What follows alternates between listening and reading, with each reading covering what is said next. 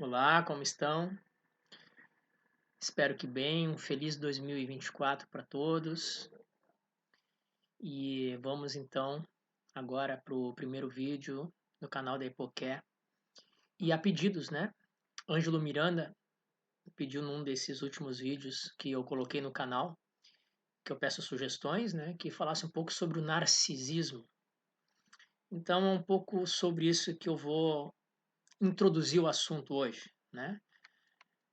Mas antes eu queria falar duas coisas. Uma é relembrando que estamos aí agora, hoje é dia 5 de janeiro de 2024, e a partir do dia 15 de janeiro começam os mini cursos de verão da Epoqué, que está sendo aí divulgado no Instagram, pelo site da Epoqué, que tem todas as informações ali, Epoqué Filosofia Clínica. Tem um vídeo aqui sobre os cursos de verão, os mini cursos com contribuição espontânea. A pessoa decide o quanto ela quer pagar, né? Então não tem nenhum valor mínimo, não tem nenhuma taxa, nada. A pessoa se inscreve lá no Forms, que está no site da Epoqué, que está no Instagram, está aqui nos comentários, sempre aqui dos vídeos. Pode escrever diretamente, botar quantos cursos quiser fazer e decide quanto e se como quer pagar. É livre em todos os sentidos. A pessoa pode ter acesso a todos os cursos, mini curso de verão, que vai do dia 15 de dezembro ao 29 de fevereiro, sendo sempre 2 encontros de 1h30, 2 cada mini curso, sempre das 18 às 20 horas. No próprio card de divulgação de cada mini curso tem ali um QR Code que a pessoa pode acessar diretamente, vai aparecer o valor vazio, zero, a pessoa decide quanto quer fazer a contribuição espontânea, ou então diretamente pela chave Pix, que também está nos cards. O propósito fundamental dessa experiência da Epoqué agora em 2024 é socializar o conhecimento. Então, popularizar é complicado, mas socializar sim, dar a chance a mais pessoas que tenham acesso a conhecimento, a informação, a livros, a cursos. Então, tudo que a gente puder fazer para expandir isso de forma o que a gente mais possa fazer, obviamente, né? Como eu falo também, a gente vive disso, de filosofia clínica, terapias, mas quanto mais a gente poder expandir essa socialização, mais a gente vai poder fazer, né? A gente quer tentar fazer sempre isso. Fazer com que a filosofia clínica, a filosofia, os cursos, informações cheguem a camadas cada vez maior e que o dinheiro não seja um impedimento para isso. Esse é o propósito dos nossos cursos de verão, né? Estão todos eles ali no site da Epoqué, vale a pena conferir ali. E também quem está no grupo de WhatsApp da Epoqué, que é um grupo que a pessoa entra diretamente pelo link que está também no site da Epoqué, e eu vou deixar aqui também nos comentários, diretamente a pessoa entra no grupo, ali recebe informações agora quase diárias ou diárias a respeito desses mini cursos, as atividades estão acontecendo, e durante momentos normais, sem muita atividade, semanalmente eu mando ali os vídeos, podcasts, outras informações, revistas. Não é um grupo de conversação, é só para receberem notícias quem quiser. E eu não mando notícias final de semana, né? A respeito do final de semana, mando de segunda a sexta-feira notícias para o grupo, que as pessoas que quiserem entrar, entrem diretamente ali. Outra coisa que eu queria falar é o lançamento, então, também do livro da Antipsiquiatria, um ensaio a partir da filosofia clínica que eu escrevi.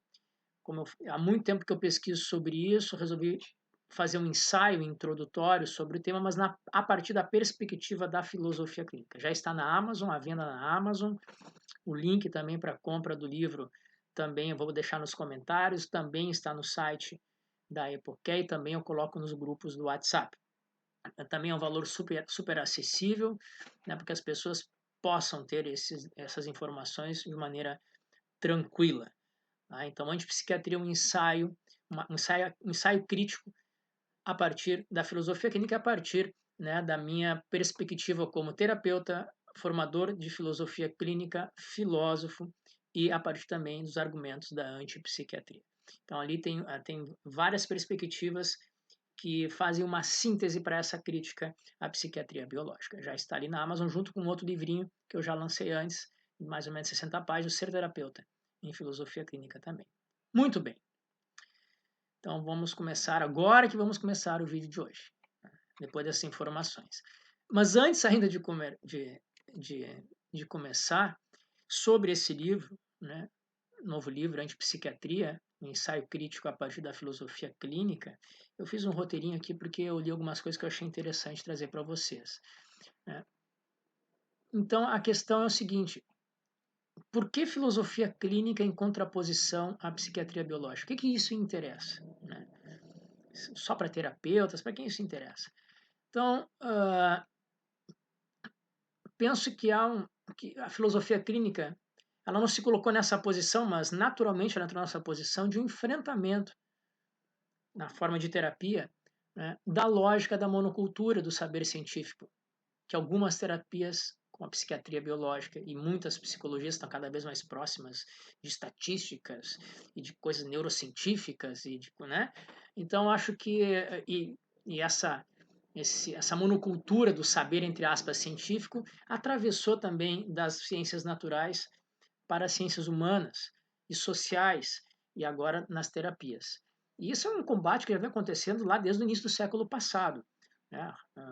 Heidegger, Gadamer, antes deles, né, com o próprio estruturalismo, né, com outras formas de conceber as relações humanas, não a partir dos critérios das ciências naturais. Mas estabeleceu-se aí, parece, né, uma monocultura, né, desse saber científico, fundamentalmente nas terapias. Mas, no entanto, há outros saberes que têm critério de rigor sem seres, entre aspas, científicos. Então, a hegemonia desse cientificismo, que está muito em moda hoje, nas terapias, fundamentalmente, tem que ser questionada. E a filosofia clínica vai diretamente a esse questionamento, né, contra essa cultura, essa monocultura. Outras terapias também fazem isso, como normalmente as terapias filosóficas, né? Já deixam de lado essa questão do cientificismo, das estatísticas, dos números, né, para se ter acesso terapeuticamente ao outro. E aqui eu estava olhando esses dias, o sociólogo Boaventura de Boa Santos, um português ainda vivo, ele tem uma noção muito interessante que é a expansão do presente. O que é isso? É criar o espaço para a produção de entidades não hegemônicas. Por quê? Porque essas últimas, as entidades hegemônicas, estamos pensando aqui em terapia, mas podem pensar no que vocês quiserem, elas produzem aquilo que ele chama de não existência. E as palavras deles é assim: dada a entidade é desqualificada e tornada invisível, ininteligível ou descartável de um modo irreversível pelas hegemônicas. Assim como a medicina faz com as terapias alternativas, entre aspas, né? Desqualifica, torna inteligível, descarta, como se só a alopatia fosse uma forma hegemônica de tratamento.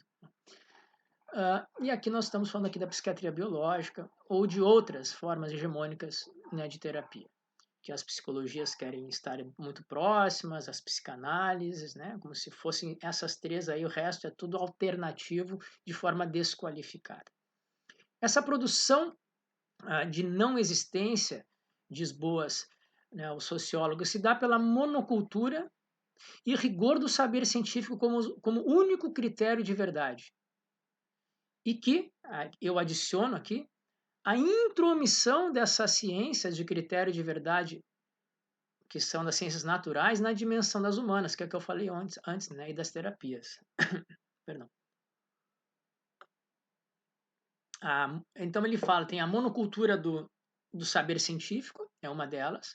A outra que ele fala é a monocultura do tempo linear, como a noção de progresso, ou de modernização, ou de processo civilizatório, né? Somos melhores e maiores do que as comunidades e os povos que não eram civilizados. Ele combate essa monocultura do tempo linear.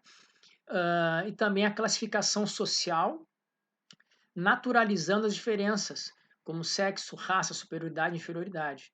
Também é uma forma hegemônica de tudo que não estiver dentro desse critério ficar de fora, né?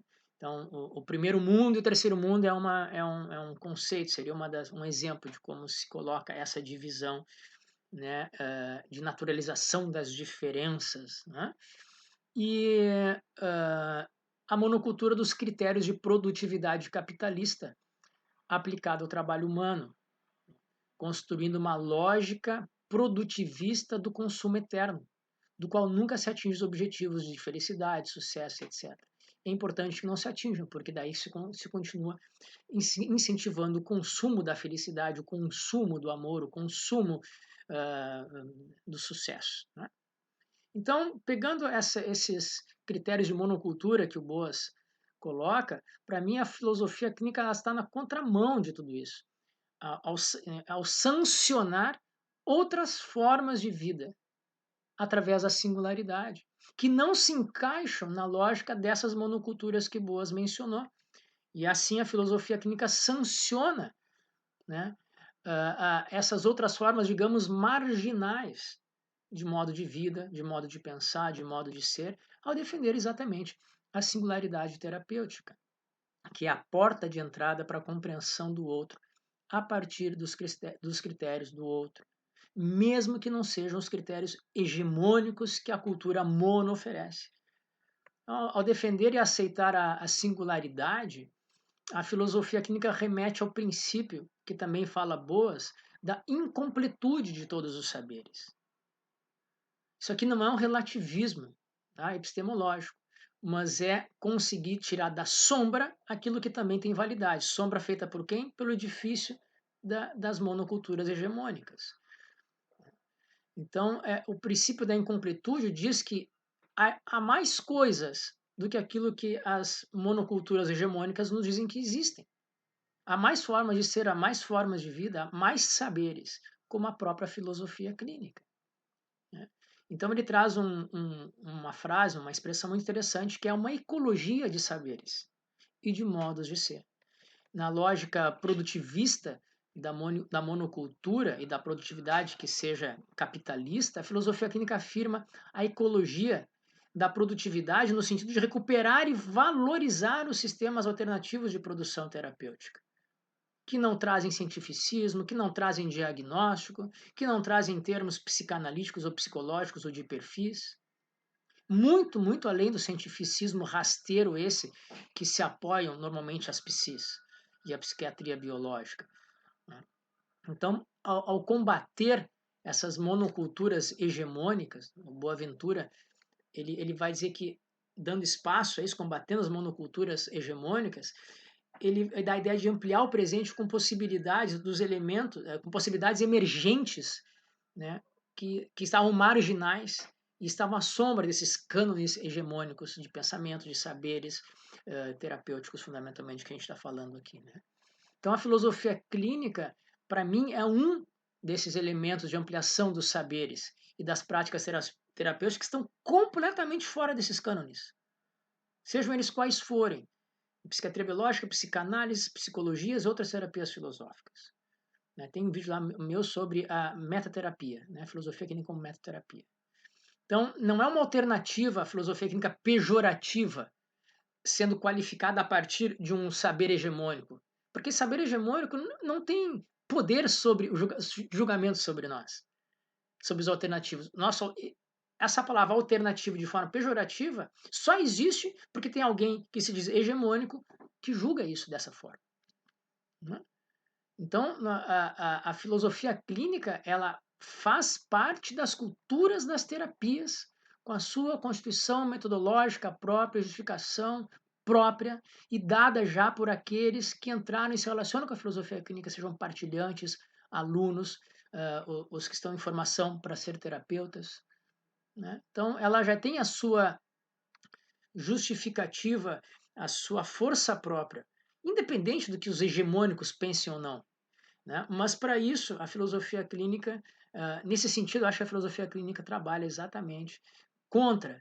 Naturalmente, ela entrou naturalmente nessa estrada de trabalhar contra. O que eu faço aqui, eu só estou dando voz àquilo que já tem naturalmente no processo filosófico clínico da terapia da filosofia clínica, que ela trabalha de uma forma completamente fora desses cânones hegemônicos das terapias socialmente aceitas. Né? Então, acho que na verdade eu falo é só dar voz àquilo que já existe, né, como uma prática terapêutica da filosofia clínica. Bom, grande introdução eu fiz, agora vamos ao que o Ângelo Miranda pediu, e aqui já vou dizer, Ângelo, eu vou falar só de forma muito introdutória, né? Narcisismo, né? Bom, o que é um narcisismo, né, em filosofia clínica? Bom, em filosofia clínica nós não temos nenhuma linguagem que vem das psis, seja psicologia, psicanálise, psiquiatria biológica, nada, né? Então, narcisismo para nós é uma palavra sem sentido, sem referência na realidade da nossa epistemologia, da nosso modo de perceber o outro, né? Egocentrismo, ego, superego, inconsciente, narcisismo são palavras que, para nós, dentro da filosofia clínica, são palavras sem referência no real. Não tem sentido para nós. Bom, mas as pessoas se dizem isso. Já está naturalizado isso. Como fazemos em filosofia clínica? A pessoa vem e diz, eu sou um narcisista. Né? Ou ela diz, eu me relaciono com um narcisista. Aí nós temos que quebrar esse conceito, espremê-lo, para tentar compreender nos termos da filosofia clínica o que essa pessoa está querendo dizer quando ela se refere a narcisista. Temos que traduzir narcisismo em termos de uma estrutura de tópicos interna da pessoa, a sua estrutura de pensamento. E aí, para cada pessoa que se diz narcisista, por exemplo, ela vai ter um modo, uma estrutura interna diferente que coloca em atividade este comportamento. Vamos sempre lembrar que muitas vezes esses termos das psicologias, das psicanálises, eles estão ali, não é determinam, eles estão referenciando comportamentos. E a filosofia clínica não trabalha com comportamento, sabe? A filosofia clínica tem a clara noção de que, junto a todo comportamento, há uma estrutura interna que apoia e que efetiva esse comportamento. E nós temos que passar pelo comportamento e compreender a estrutura interna. O comportamento é uma forma que a pessoa mesma vai nos dizer de como a estrutura interna dela, nesse momento, efetiva isso que se chama desse comportamento. Comportamento ansioso, um comportamento hiperativo, um comportamento depressivo, um comportamento narcisista, para nós não diz nada, porque nós não paramos e nem nomeamos comportamentos, apenas estruturas internas que apoiam o comportamento que seja como a pessoa queira dizer que é. Então, para nós, narcisista não tem uma referência direta entre um conceito da psicologia, da psicanálise, seja do que for, para, né, uma tradução direta. Esse termo narcisismo terá que ser espremido, terá que ser quebrado este conceito para compreender o que, para aquela pessoa, a sua estrutura interna se configura, o seu sistema interno se movimenta para criar este comportamento que ela diz, que chama, que está acostumada a dizer de narcisista. Tem uma palavra que, um tópico da estudo de pensamento e também um submodo, que chama inversão, né? Então a pessoa está mais voltada para si mesma, uma pessoa que quando se relaciona com o mundo, com as pessoas, com os outros, sempre a partir do seu próprio ponto de vista, podemos dizer, está em si mesmada, ou na filosofia a gente chamaria de autorreferenciada, né? Aliás, eu prefiro muito mais os termos da filosofia para falar dos comportamentos humanos do que os das psis, porque eles são mais abertos e não tem uma definição única. A filosofia é muito melhor, né, para mim, para compreender o comportamento humano, porque ela não é direcionada com um conceito para uma forma de perceber, né? Autorreferenciamento é uma forma de dizer que a pessoa está em si mesmada. Mas na filosofia clínica, isso naturalmente não tem se é bom ou mal, não tem nenhuma a priori. Ser em si mesmado é ruim, ser em si mesmado não é ser individualista, nem narcisista, depende. Depende do contexto, depende de como essa estrutura está funcionando e depende do resultado que todo esse ensimesmamento está acontecendo. Por exemplo, se for um dia para uma mesa de cirurgia, eu quero que o meu cirurgião esteja muito inversido, ensimesmado e voltado para ele mesmo naquele momento e desligado do mundo exterior. Assim como faz um artista quando está pintando, que fala com essa pessoa, ela não te dá a mínima bola porque ela está inversiva, né? Ou então um escritor ou um ator de teatro, que se ele sai da inversão dele e presta atenção de repente na plateia e vê alguma pessoa que toque a ele e ele pode perder, né, a sua concentração, é importante que ele se torne inversivo. E também pode ser que o inversivo em filosofia clínica seja, de uma forma, em algum momento, em alguma estrutura, em alguma forma estrutural, um individualista, um narcisista, mas jamais em algum momento podemos dar uma definição conceitual a respeito de uma estrutura porque ela é em movimento e ela pode gerar através de outras configurações outros comportamentos. Não tem como na filosofia clínica nós tentarmos definir um comportamento com um nome, um conceito. A gente aceita o que a pessoa traz e vamos mostrar para ela e tentar conversar com ela a partir dos elementos da estrutura interna que faz, que está ali apoiando a efetivação de tal ou tal comportamento. Para a filosofia clínica, cada um tem o seu narcisismo, a sua depressão, a sua hiperatividade, e nenhuma dessas palavras são pejorativas ou querem dizer algo ruim para esta pessoa, porque a filosofia clínica trabalha de modo contextual e sabe que uma estrutura tem várias facetas, dependendo de qual papel que ela esteja cumprindo naquele momento. O mesmo tópico pode ser um tópico que efetive coisas boas e num outro contexto pode ser que efetive coisas não tão boas. Então, narcisismo para nós é uma palavra sem referência. Nós temos que aceitar o que a pessoa nos diz a partir desse conceito e tentar traduzir em termos de uma estrutura que é única dela, única. Singularidade, filosofia clínica, vou repetir, é a compreensão da estrutura interna de cada pessoa. Ponto. Não é uma questão ontológica. Eu podia dizer, não, singularidade de filosofia clínica é como, por exemplo, uma árvore frondosa que tem milhares de folhas e nenhuma é igual à outra. Realmente, elas todas são diferentes em algum aspecto. Né? A natureza só conhece o número 1, porque não há 2 na natureza. Podia dizer isso, ontologicamente, tudo na natureza é 1. Nem irmãos gêmeos univiterinos são 2. Cada um é diferente do outro em algum aspecto. Então, na natureza, tudo é 1, por isso consideramos a filosofia clínica o outro como singular. Não, não é por isso.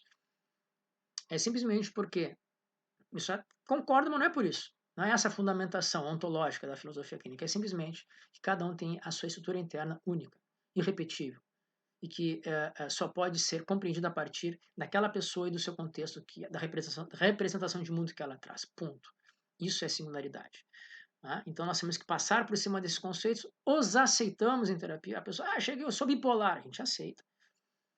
Me dá exemplos, me fala sobre a sua bipolaridade, a pessoa vai falando, nós vamos construindo metodologicamente o que aparece da estrutura interna dessa pessoa. E a partir disso que faremos o nosso processo terapêutico, através do conceito bipolaridade, hiperatividade, seja o que for.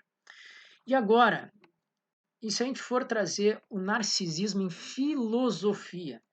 Como eu falei para vocês, né, a filosofia ela é mais generosa com os conceitos, ela amplia mais, não é tão rígido em questão de diagnóstico.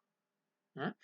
Então, se a gente for pensar um narcisismo em filosofia, hoje eu pensaria em duas formas que a gente pode tentar ler, né, com a filosofia, aí os comportamentos, como diz o Ângelo Miranda, narcisistas ou individualistas ou subjetivistas. Pode ser que esses três conceitos se misturem em alguma forma, né? Tem fronteiras aí que se mesclem.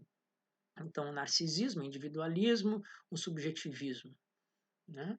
E uma das teorias filosóficas que me faz pensar, não é a única, nem a mais correta, mas a mim me faz pensar sobre essas questões hoje, é o pós-estruturalismo. Por quê? Eu não vou entrar aqui em grandes questões. No curso que eu vou dar sobre estruturalismo filosófico, como terapia, eu vou falar também um pouco sobre pós-modernismo, né? Pós-estruturalismo, que é a mesma coisa, só em correntes diferentes, mas pós-estruturalismo e pós-modernismo é a mesma coisa.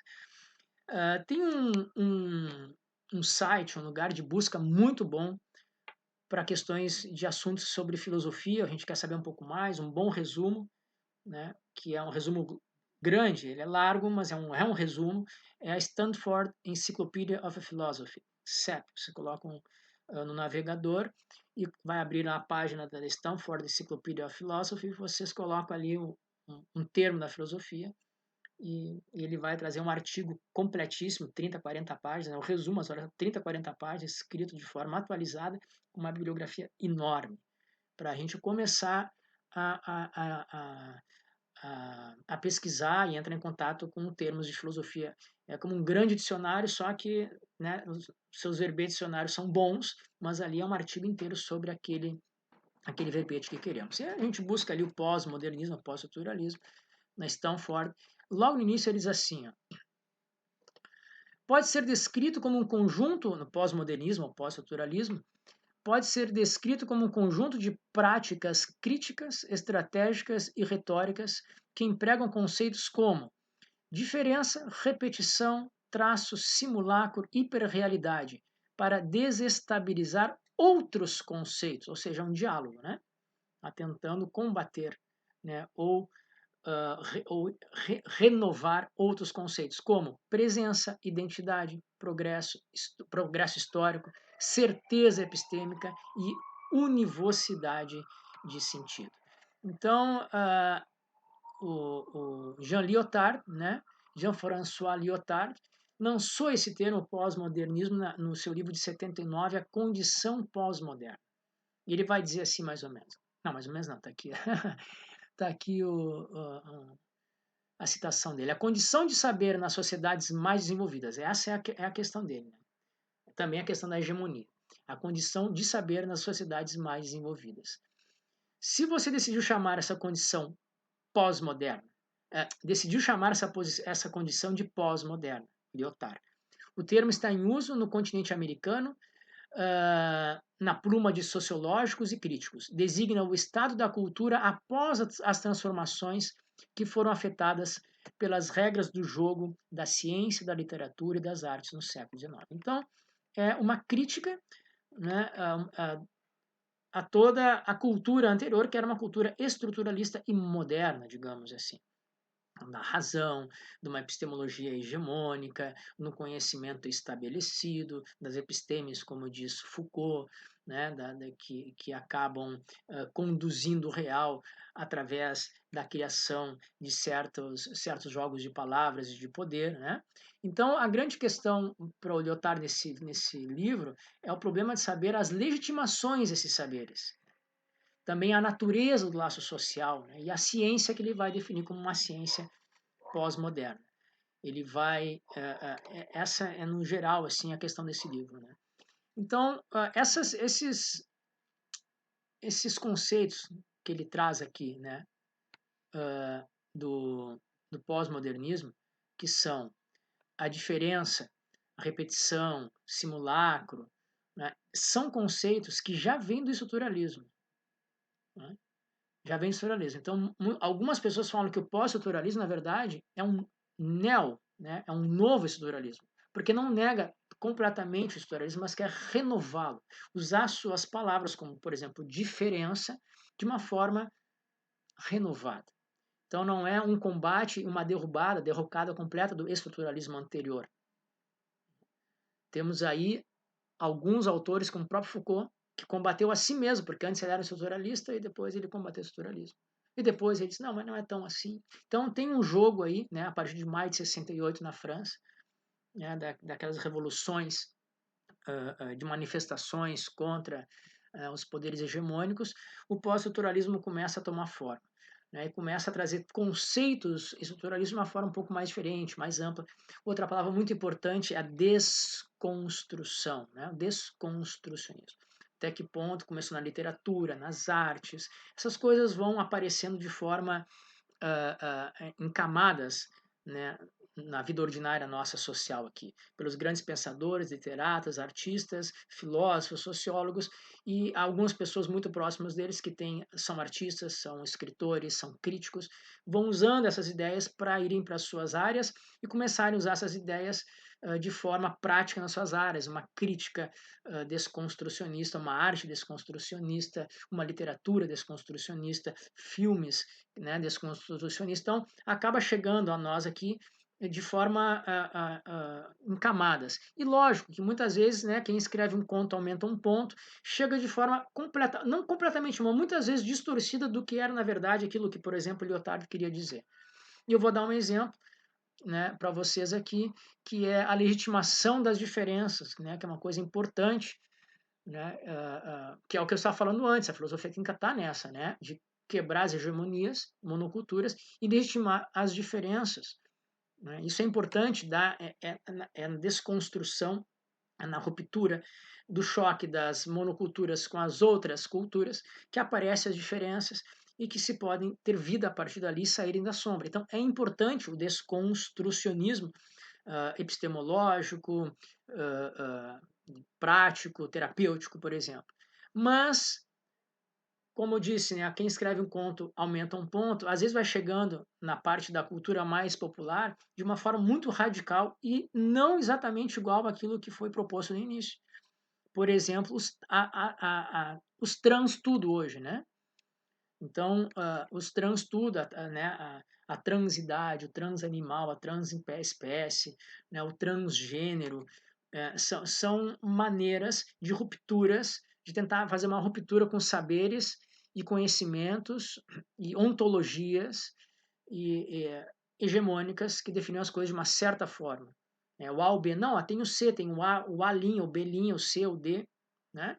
E aparece outras formas, outras micro histórias, né? Como por exemplo Foucault fez a história da sexualidade, a história do são as micro-histórias que aparecem nesse enfrentamento das monoculturas hegemônicas com as culturas marginais que estão aí tomando forma. Então, isso obviamente que aí nasce, por exemplo, a própria filosofia clínica. Mas a questão, quando vemos hoje aí nas mídias sociais, grupos de pessoas dizendo que são animais, né, que querem ser reconhecidas como animais, pessoas de 60 anos querem ser reconhecidas como de 20, pessoas que de uma espécie querem ser conhecidas como ou se vestem-se, tem pessoas que se pintam, se vestem a partir de um certo momento, se consideraram, por exemplo, cachorros e comem pratos de cachorro, latem, fazem xixi, necessidades como cachorro e dormem numa cama de cachorro, numa casinha de cachorro, não são os trans espécies ou trans animais. Essas pessoas estão dentro desse espectro pós-modernista, pós-estruturalista. A questão aí de um narcisismo, de um subjetivismo ou do individualismo acontece quando essas pessoas querem reconhecimento da sociedade ou de todas as outras pessoas a partir do próprio ponto de vista dela de si mesma. Né? Então, aconteceu algumas discussões já aí nas mídias sociais. Eu quero que você me trate, eu aqui, por exemplo, Fernando, eu quero que você me trate como se eu fosse negro, como se eu fosse amarelo, como se eu fosse coreano, e quero que você me trate assim. Você tem que me tratar da maneira que eu estou me vendo. Você tem que validar, você tem que referenciar a minha diferença. Aí entramos num embate filosófico. Sim, porque se você tem o direito de ser diferente e de querer ser reconhecido diferente, eu tenho o direito de negar isso a você. Né? Então, se eu me sinto, por exemplo, vamos exagerar, a filosofia gosta de exageros, né, de fronteiras. Se eu me digo aqui, por exemplo, que hoje eu sou, acordo de manhã e me sinto como uma árvore, eu digo pro cara lá que eu trabalho, meu parceiro, não vou trabalhar aí, tá? Porque eu me sinto como uma árvore, me sinto enraizado e quero que você aceite assim e tem que tratar como eu me sinto. Então eu não vou e quero receber igual, lá sei eu. Não pode botar para você eu. Você tem que me aceitar como eu sou, porque essa é a maneira que eu me vejo hoje. O outro, então, vai dizer assim, bom, se você tem essa liberdade de ser como você é e querer ser visto assim, então eu estou dizendo que hoje eu acordei aqui na empresa e me sinto um machado. E eu preciso efetivar a minha natureza, do qual eu me sinto hoje, e vou aí arrancar você a machadada de casa. E, e aí fica uma coisa bizarra, porque fica nesse ponto é o cúmulo do subjetivismo. Né? E o subjetivismo filosoficamente tem que ser combatido, ético e epistemológico, porque ele proíbe as relações sociais. Não é porque ele efetiva a minha diferença e a minha identidade, não é por isso. Isso todos temos o direito. A questão é o laço social, do qual o Lyotard fala no livro. né? E um subjetivismo extremo, um individualismo extremo ou um narcisismo extremo proíbe o laço social. Põe 3 subjetivistas extremos, radicais, vivendo um fim de semana em uma casa, cada um considerando a vida e os outros a partir do seu próprio ponto de vista e querendo ser reconhecido por isso. Só vai sobrar um, ou os 3 vão embora e a casa vai pegar fogo, não sei o que vai acontecer. Mas o laço social se desfez a partir do subjetivismo extremo, do individualismo extremo, do individualismo ético. Por isso que filosoficamente tem que ser combatido. Não porque nega a identidade e o sentimento da diferença e a maneira como você se vê. Isso todos temos o direito. A questão é quando isso se exige o reconhecimento do outro a partir da minha interpretação de mim mesmo, que pode mudar amanhã, porque amanhã eu posso me sentir diferente, posso acordar e me sentir outra coisa. Isso impede o laço social. E se nós temos alguma preocupação com a vida social, com a comunidade, com a coesão da sociedade em si, é importante que filosoficamente combatamos o subjetivismo extremo. E infelizmente, não sei se infelizmente, o pós-modernismo ou pós-struturalismo, ele acaba descambando para esse tipo, né? Não, ele é bom no momento em que ele combate as cânones hegemônicos de saberes, práticas, modos de vida e terapias, e permite o enfrentamento, e nesse enfrentamento a desconstrução, e na desconstrução a aparição dos diferentes, mas numa questão popular, digamos assim, do dia a dia, quando chega para nós, parece que chega como, bom, agora eu não devo nada a ninguém e ainda quero o reconhecimento de todos para a partir de como eu me vejo, como vejo a mim mesmo. E aí é o problema. Então, digamos, olha só, o pós-modernismo, o pós-modernismo não é um problema. Nós temos que tentar compreender quando isso, né, estender essa teoria, como qualquer outra teoria ética, social, política, ontológica, temos que estender ela até o nosso viver e tentar compreender como ela pode ser boa ou os problemas que ela pode ter na convivência social, porque somos seres sociais, queiramos ou não. E mesmo que vive numa ilha deserta, vai socializar com o mar, com o coco, com a alimentação, com as árvores, né? Uma das teorias dos maias que sumiram de repente é porque não sabiam, não tinham como saber, destruíram tanta floresta ao redor para fazer tantas construções que tornaram aquela região, que era uma região próspera, climática, num deserto. E a partir dali, a extinção dos maias, né?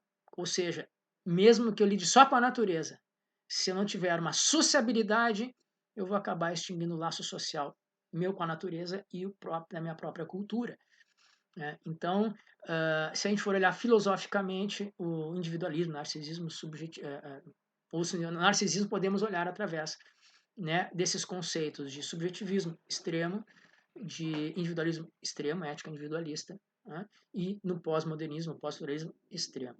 Isso pode nos dar uma pequena ideia para começar a entrar, né, nessa senda, nesse lugar aí de tentar compreender o narcisismo generalizado que existe em nossa sociedade. Jung vai falar disso e outros autores vão falar disso. Lars Svensson, também, eu acho que é norueguês, vai falar sobre isso, né? Então, a filosofia tem muitas formas de enxergar esses comportamentos muito mais aberta que as psis, né? Muito mais aberta. Então, ela pode dar muito mais interpretações do real de várias perspectivas que um conceito narcisista vindo da psicanálise, da psicologia, seja do que for. Bom, muito comprido o vídeo de hoje, mas é que, né, vários comentários, vários assuntos. Agradeço ao Ângelo Miranda pela sugestão. Espero ter respondido em parte a sua questão e espero ainda que mais questões surjam para que a gente possa pensar juntos aqui, vocês mandarem sugestões, né, para eu poder fazer aqui, tentar de alguma forma ajudar no pensamento de todos vocês ou de algumas pessoas. Lembre dos cursos de verão. Todos os links vão estar aqui no comentário para os cursos de verão. E se quiserem compartilhar, gostar, dá like, compartilhem e comentem que ajuda, né, o canal a chegar a mais pessoas. Muito obrigado e até o próximo vídeo.